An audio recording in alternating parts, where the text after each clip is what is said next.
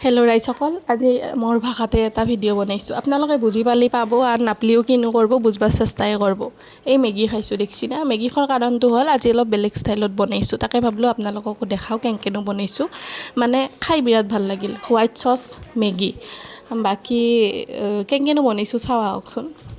এই হৈছে কেৰাহীটো গৰম হ'ব দিছোঁ, দি কিনে দিছোঁ তাতে মই এইখিনি বাটাৰখিনি গৰম হোৱাৰ পিছত দিলোঁ নাওমান ৰিফাইন তেল। তাৰপিছতে দি দিছোঁ একমুঠামান এয়া ময়দা। অলপমান লৰাই দিব, আকৌ নহয় দিয়ক, নামান চৰ্বি হ'লেও কিনো হ'ব। তাৰপিছতে দিছোঁ মই গাখীৰ নাওমান বেছিকৈ দিব, যিহেতু বস্তুটো অলপমান থুপথুপীয়া হ'ব লাগিব, বস্তুটো গোট মাৰি সেইকাৰণে এই দেখছি না গোট মাৰি গ'ল। তাতে মই কেইটামান বস্তু দিছোঁ, সেইকেইটা বস্তু দেখাব নহ'ল, মুখেদিয়ে কৈ দিয়ক।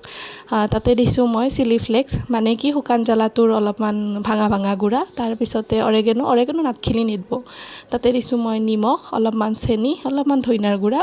তাৰপিছতে মেগী মছলাখিনি এড কৰি লৰাই দিছোঁ। দি উঠি মই দিলোঁ বইল কৰি থোৱা মেগীখিনি।